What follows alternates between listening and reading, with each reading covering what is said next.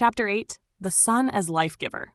Among all celestial bodies observed by ancient humanity, none commanded more attention than the sun. It was not distant in meaning. It was immediate, undeniable, and essential. Without the sun, there was no warmth, no growth, no harvest, no life. For early civilizations, the sun was not an abstract object in space. It was experienced directly, on the skin, in the fields, across the horizon each morning. Its daily rising marked renewal. Its setting marked rest. Its yearly movement shaped the seasons and determined survival. The sun became the most visible symbol of life itself. Each sunrise was perceived as victory over darkness. Night did not defeat the sun. It merely concealed it. This daily pattern reinforced the idea that light always returns. For ancient observers, this was more than comfort. It was proof of cosmic order. In many early cultures, the sun was personified not because people believed it was literally human, but because human form made symbolism accessible. The sun was described as a king, a hero, or a divine eye watching over the world. These metaphors expressed qualities associated with sunlight: authority, visibility, and power. Imagine ancient artwork carved into stone. At the center, a radiant circle. From it extend rays, sometimes straight, sometimes wave-like, touching everything around it.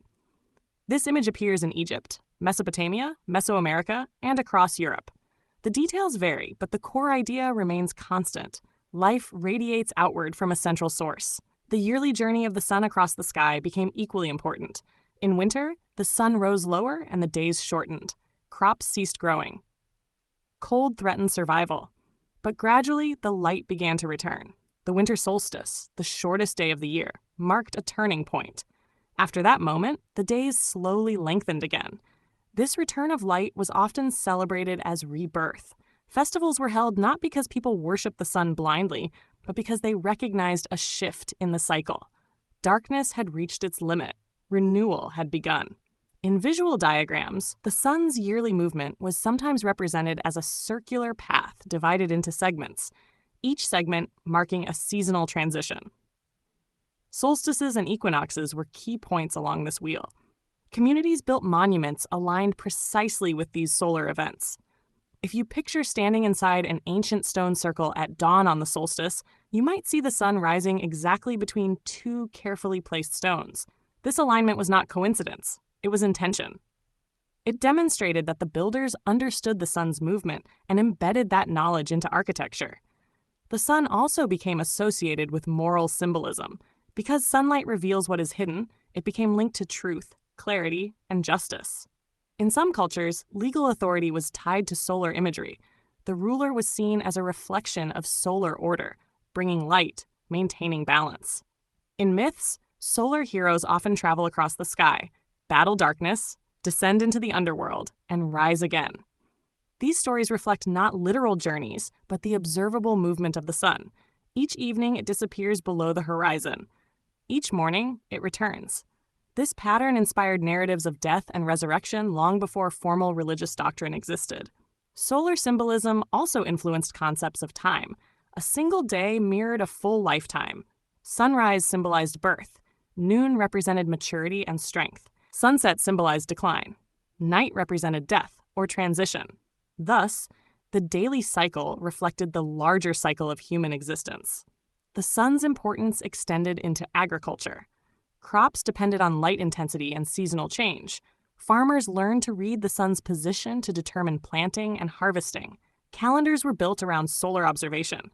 In ancient illustrations, you might see the sun depicted above fields of grain, sometimes accompanied by symbols of abundance: corn, wheat, fruit.